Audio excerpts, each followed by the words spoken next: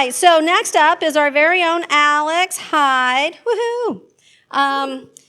Bio. Do I need to give a bio, or are you going to include that in your slides? I'll briefly do it. All right, he's going to take care of it. All right, you guys ready? All right, I've held up as long as I can. Now, do you want to hold this, or do you want me to just point it at you? Pointing is fine. Point and shoot. That's fine. There you go. Wonderful. Thank you.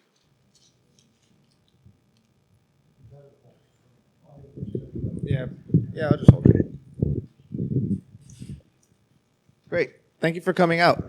And this talk is All Your Base Are Belong to Everyone, Vectors of Enterprise Cyber Risk. And just a bit about myself. My name is Alex Heid. I'm one of the co-founders of HackMiami, a co-organizer along with Rod, James, and Proxy. And I'm also the Chief Research Officer of SecurityScorecard, which is a cybersecurity company out of New York City that specializes in third-party vendor risk management. And essentially what we do is we scan the entire internet on a constant basis, looking for all types of different indicators of compromise and indicators of vulnerability. And we'll go into a bit about what some of the more interesting things that we found within this last year, and also where we see a lot of the actual real attacks coming in and where the real vectors of risk are. And a lot of this has to do with because there's been a shift in the paradigm as to how information security is modeled overall. So before you had the fortress model where everyone pretty much knew what was inside their network. They had a good understanding of the controls in place for their network. Users had to be authenticated, provisioned, and everything that was inside the perimeter walls was considered safe. However, in today's era, it's moved into the ecosystem. So with the ecosystem, employees are empowered with the ability to make use of any type of solution that will get the job done. So you end up having all sorts of different third-party vectors of risk. You have all sorts of different shared credentials, credential reuse, OAuth type implementations, and this creates all these new access vectors that previously didn't exist, but are essentially just now part of doing business in the modern era. And this is essentially where the problem of the third party comes in. So you have the CEO or the CTO saying, let's move our critical solutions to the cloud. The cloud provider says, use our cloud service, and that leaves the security department screeching audibly and unable to, essentially any breach that now comes from this is reflected onto them. And essentially the top vectors of risk that we're looking at is our web application vulnerabilities, network misconfigurations. We're tracking all leaked credentials that we're able to find from the circulating databases, and we'll be going into those. The social engineering exploitation that comes along with database breaches. We're also tracking malware infections through various SYNCL methodologies, and we also see a lot of different types of legacy systems that are eventually end up being a lot of times being the point of access into a network. Oftentimes they're forgotten about, and the people tasked with running them didn't even know they were there. So just a bit about kind of the underground ecosystem as to how I break it down and what I do. So essentially you've got these four main realms that overlap, but sometimes they overlap more than others. And that's essentially the advanced persistent threat or the state-sponsored actor. And then you've got the organized crime groups. And then you have the script kiddie groups and the spammer groups. And they all overlap somewhat. You'll have organized crime overlapping with advanced persistent threats. Script kiddies, it now overlaps with APTs even more than ever before because of breaches like the Equation group, and script kiddies have now been empowered with these types of advanced persistent attack frameworks. Same with organized crime, with leaking all these different malware kits into the public. So now script kiddies have access to both APT tools and organized crime tools. And then you have spammers, which essentially just make use of a lot of these tools and techniques to generate revenue quickly. They're often not really interested in state-sponsored stuff or true organized crime, but oftentimes they will lend their services to it because spammers oftentimes double as phishers.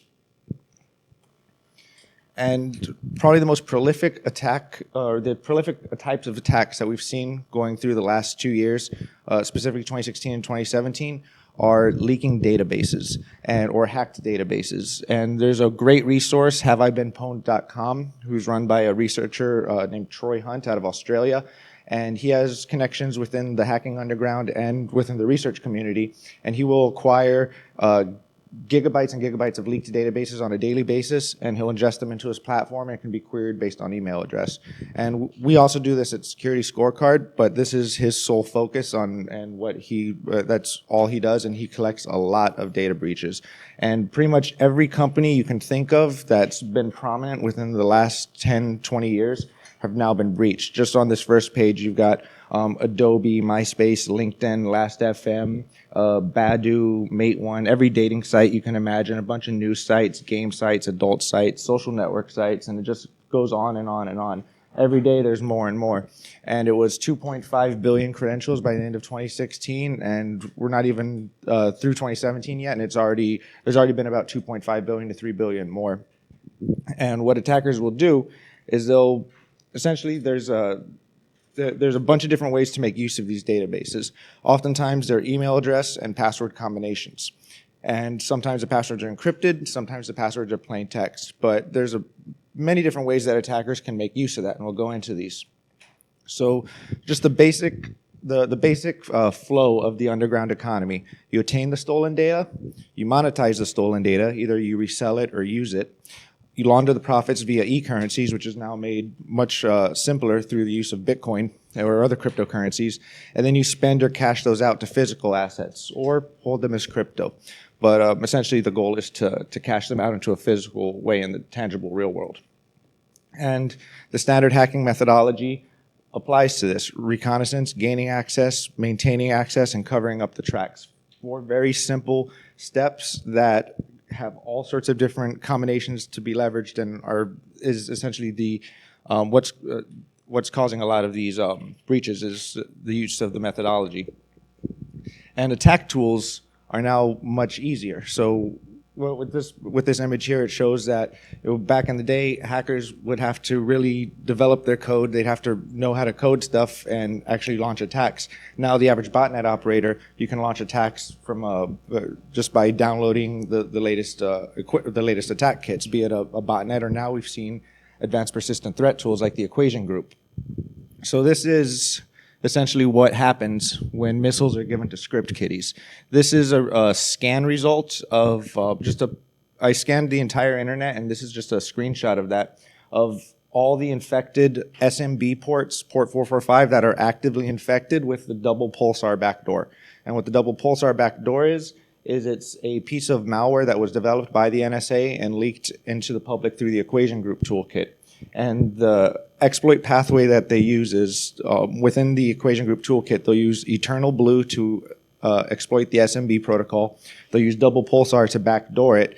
And then once it's backdoored, the attackers can push out any payload they wish to use. And we saw that they pushed out WannaCry as ransomware because that was one of the quickest, easiest things to do. We've also seen Bitcoin mining being pushed out to these as well. When an IP address is infected with double pulsar, it's essentially two to three commands away from being able to execute arbitrary commands. Those are all essentially just administrative access, execute arbitrary commands on those. You can instantly spin up botnets, and it's quite dangerous. And what we did is, this is the way if you want to see all the double pulsar infections that are currently online. I used ZMAP. You can also use MassScan, but ZMAP is quicker. So you just scan the whole internet for port 445. You have to answer a bunch of tickets from your hosting provider saying, why are you scanning the internet for 445? And if you can avoid getting shut down before the cycle completes, you could get some nice results. So just take care and just be transparent with the fact that you're doing research. And oftentimes if you're not causing performance issues to their servers, they'll let you finish your scans. And then take the results and run them through your checker of choice. Now, Nmap has made it very easy. They have a double pulsar NSC scanner that you can just implement with Nmap NSCs, or you can grab the Python script from GitHub developed by Countercept. And it's just load up a list of IP addresses, and the way it detects is it'll connect to port 445 or port 3389 for an RDP version. And based on the response, an infected IP address will beacon a response that's has a signature that matches the equation group. It's not the default response. It's a known infection signature. So there's a way to see all these essentially externally visible double pulsar infections onto the public internet with those steps. And when we ran through this, this is what we found. So this scan took place on 5/13, which was the Saturday. This took place started Friday afternoon and ended Saturday morning. We discovered that there are about 3.6 million publicly accessible SMB servers online. And when we mapped them out, 9,967 of them were actively infected with double pulsar, which was about 0.26% of every single SMB service online. And that had significantly dipped from the week before, where our results showed that there was about 3% total infection, and there was around 300,000 total infections. And we took the IP addresses after we were done mapping them, and then ran them against the IP attribution algorithm that we developed at SecurityScorecard. Now, what the IP attribution function does is it will attempt to identify who owns an IP address, even when it falls outside their CEDAR range. So if Bank of America is making use of Rackspace or Linode or Amazon, AWS, through a bunch of different indicators, reverse DNS, SSL certificates, a bunch of different things we'll check for, we can determine who's running it. So the top three are telecommunications, technology, and information services. Those are essentially ISPs, telcos, unattributed IP addresses. And then everything below that, those are the industries that we saw that were actively attributed and infected with double pulsar. So some of the more interesting ones, we see pharmaceutical, we see healthcare, we see financial. Basically, it was hit across the board. No one escaped this. And the reason was because these are advanced tools that have just been given out to the public, and and malicious actors are responding accordingly. And before that, when you don't have these open seasons and and you can just attack things at scale like this, normally an attacker will make use of a single attack vector, something like a web application attack, traditional malware infection where they'll leverage stolen credentials, and they'll obtain databases through things like SQL injection, just the ability to pull information through vulnerabilities in the web app or execute codes on the web app. And this is also becoming more and more common, just leaking stuff on GitHub and other code-based repositories. Oftentimes developers, they'll accidentally commit code to a public repository that they don't intend to commit to a public repository, or the corporate repository will have some public sections that they didn't intend. And things like this will happen. This is a leaking database configuration file that has the API keys and the MySQL database password. There's a breach that Uber had about 2 years ago where they had some developer configurations leak onto GitHub that exposed the database with all the driver's license numbers that they had stored in it. And this is becoming more and more common, which is surprising. So as these security technologies are advancing and it's becoming more and more difficult to execute things like SQL injection commands, remote code executions, that's not really necessary when you've got all these circulating databases that have everyone's email and password combination, and plus leaking code bases of all these leaking emails and of all these different password combinations. People are known to reuse passwords, and there's always going to be a level of crossover. And that being said, there's been more and more rise of attacks taking place just because there's no password in place. Elasticsearch databases, Mongo databases, a lot of these massive breaches are being made public because the database administrators just left no password on the service. It was a publicly accessible IP address. You just connect into it, and now you've got access to all the information in the database. That's where the majority of these are coming from, surprisingly enough. And we'll go into details kind of what that looks like. So here's an example of something that was posted on BuzzFeed of all places. It was a Saks Fifth Avenue breach. They had a .json file that was just publicly accessible and had email addresses, phone numbers, and other IP addresses of people would subscribe to their newsletter. It was just publicly accessible. It was due to the poor configurations, and it was found because someone did a Google dork for it, which is essentially leveraging a search engine to find things that aren't generally intended to be indexed by a search engine. And then you have also deliberate type of leaks, things like the Volt 7 that came out of WikiLeaks and the Equation Group, which came from the shadow brokers, either pissed off insiders or the malevolent outsiders who are making this previously confidential information now public. And once the databases are made public, this is essentially the life cycle they go through. So eventually they are made public and everyone can get a copy of them, things like Adobe and LinkedIn and Dropbox. But for a period of time before they enter that public realm, they exist on darknet crypto markets like this sometimes. This is a darknet crypto market called the Targeted Executives Disclosures Marketplace. And this is an invite-only darknet where in order to even log in or join, you have to have 2 invites and be able to put around $250,000 of Bitcoin in escrow just to show that you're serious and willing to do business on the site. And if we look at some of the stuff that they have available, it says American Eagle Outfitters breach, internal Pittsburgh CNC provides access to all American Eagle's pretty much everything, access to 57 million credit cards. The next one is a Vodafone breach, includes full dumps of SharePoint.Vodafone.com.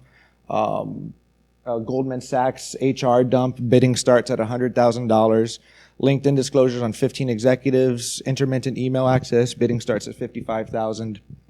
And that's the stuff that they just put on the front page. And then once you log in, you can actually start bidding on these and getting access to these databases. And so for a period of time when they're very fresh and they're valuable and they can be leveraged for monetized crime, they will exist in this realm and they're essentially very rare and they will go for high amounts of money.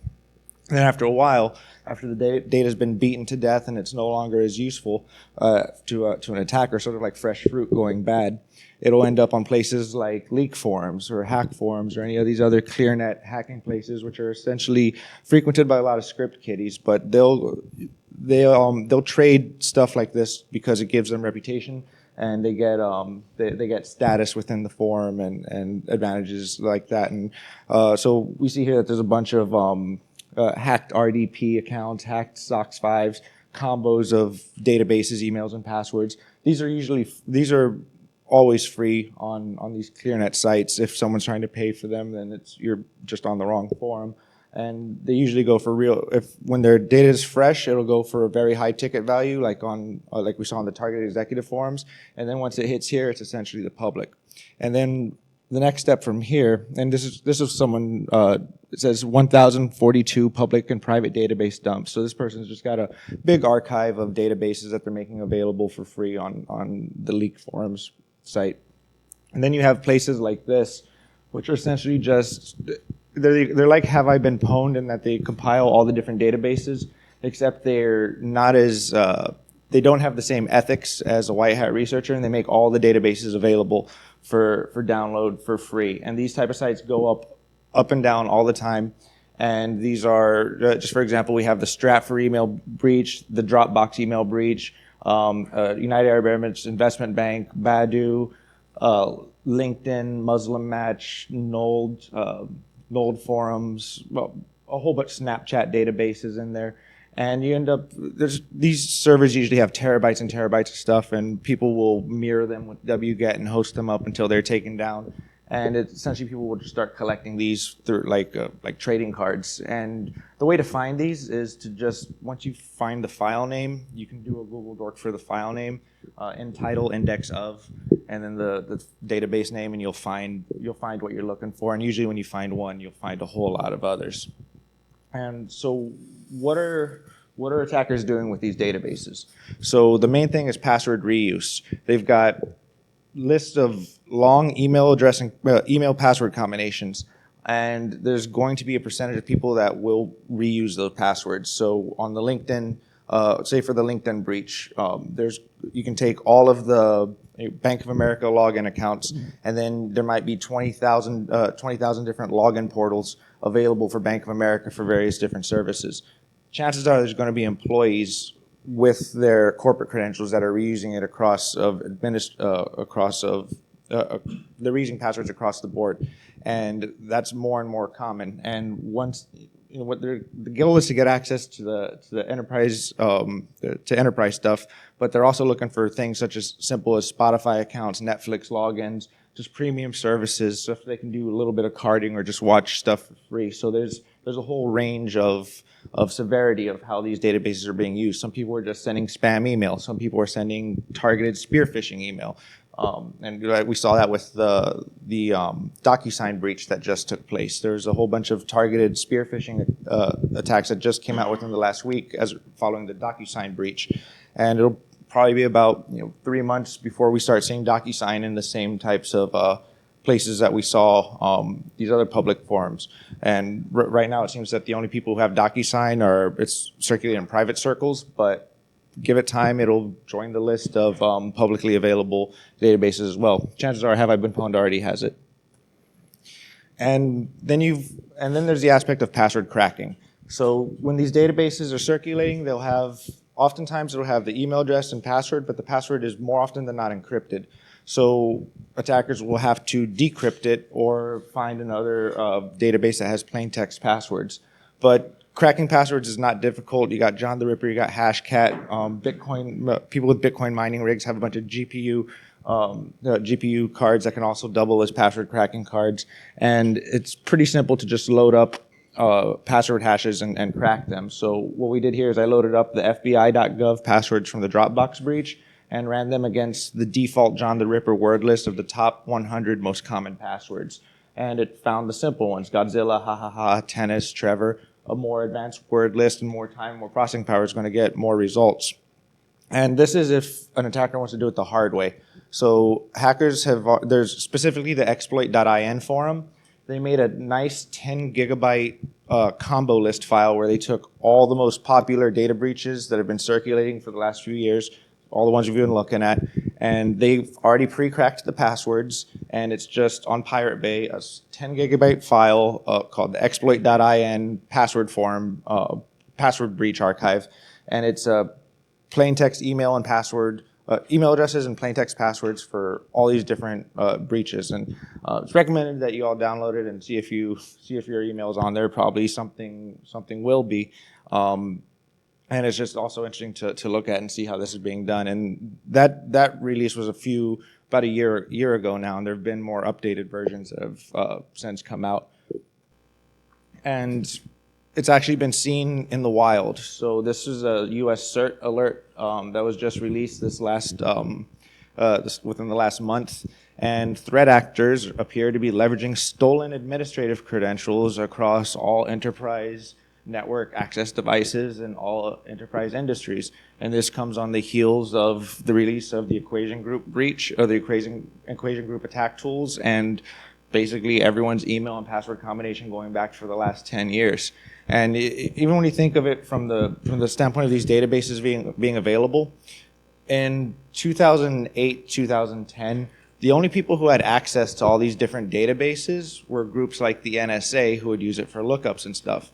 So you've got all of that available now too, from just a passive intelligence lookup perspective, and now you have all the active attack tools available as well. So you've got basically anyone can have the NSA of 2008 on their laptops now with two Git clone commands, and we're seeing the results of that and what happens when everyone has access to these types of attack toolkits and uses them unscrupulously. And here's very basic example of a PayPal account checker. This is just some PHP code. You can Google dork for these. Oftentimes they're just hosted on throwaway websites. And what attackers do is they'll post in combo lists of email and passwords. So they'll take a handful from that exploit.in collection I was telling you about, paste it in there, and just click check. And it'll attempt to log in through PayPal. It'll attempt to log into PayPal for each of those email addresses and passwords. And the ones it can get in, it'll tell you which ones are alive, and then you can start stealing the money or making use of the PayPal account. And it's always going to be a matter of percentage. If you've got the bigger the database, the fresher the breach, the more hits you're going to get of people who have been reusing. And here's an example of a very old, kind of clunky yet effective password attack tool. This comes with Kali Linux. It's called Tht Hydra. Nothing really that impressive about it, but you can give it a list of email. It's essentially a password checking tool. You can give it a list of username and password combinations or email and password combinations and a list of targets, and it'll just beat through them until it goes through and tells you which ones are active and which ones are not. People who are more prone to coding, they could easily probably write something in Python or even curl that kind of achieves the same objective, but this is just something out of the box that comes with Kali already. And so once they've gotten valid credentials, so think about it like you've got these databases circulating, and they're just raw pieces of wood, and the hackers carve them up to find valid, good logins and stuff. What do they do with them?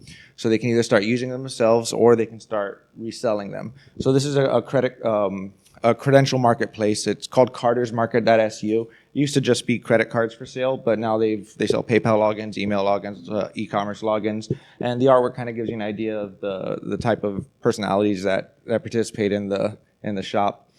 And here's an example of what's actually logged in. So yeah, they're selling credit cards and dumps, so they're selling credit card data for online fraud, dumps for in-store swipes, PayPal accounts. They got fake scans for passports and driver's license, stuff like that. And also bank accounts are also sold. Bank accounts usually sell for about 10% of the balance. So if you've got $1,000 in the account, they'll sell it for $100. If you got 10 grand in there, they'll sell it for 1,000. And then we also now kind of taking this back a bit to the concept of extortion and ransoms. So ransomware has been a trending topic over the last week because of the WannaCry stuff, but we've observed ransomware attacks hitting open database services, specifically MongoSearch and Elasticsearch. So if you want to be able to discover all of the open Elasticsearch databases on the internet, again, a ZMAP scan of port 9200 will show you all the open ones, and then you can do a banner grab with mass scan on all those results and look for any port 9200 that's giving back a JSON response. Once you've done that, you've got a list of open Elasticsearch databases, because no Elasticsearch database will give you back a JSON response if it's properly configured. And so what we did at Scorecard is we probably found around 600,000 open Elasticsearch databases that we've mapped out to companies and then tracked. And what we found is on both Elasticsearch and Mongo databases, when they weren't secured, oftentimes within a few days of the database going online, the database would be dropped, and this message would be left in a table called urgent warning and please read. And it says, don't panic, your database is in the safety and backed up. To restore, send 0.05 Bitcoin with your email to our server's IP or domain name.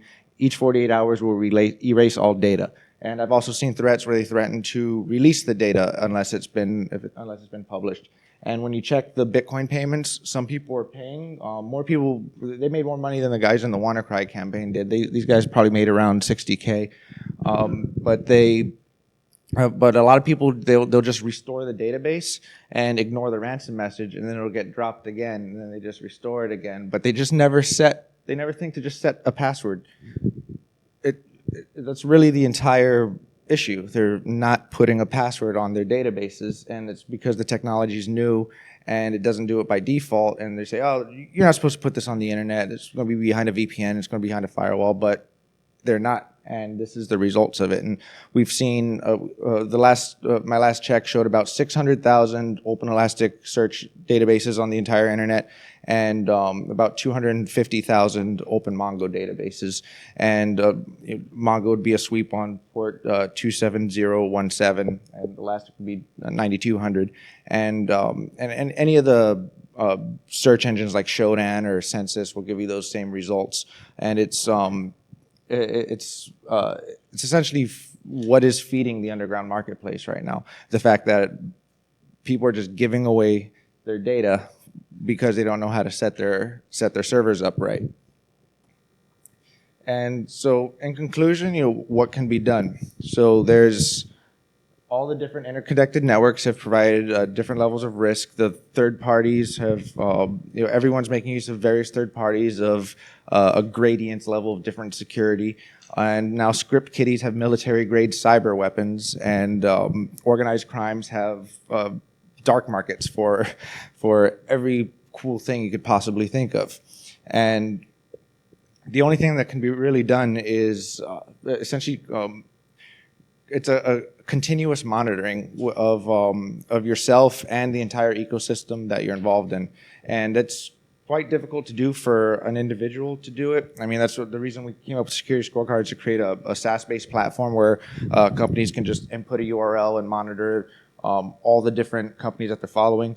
But a person can essentially do that. They can do that themselves in a lot of ways for smaller shop, because if you know that you're making use of Amazon, if you know that you're making use of Vodafone, and you know what IP addresses you're using, you can basically craft up some Nmap scripts to check those things for these. In fact, there's already existing Nmap scripts to look for null authentication.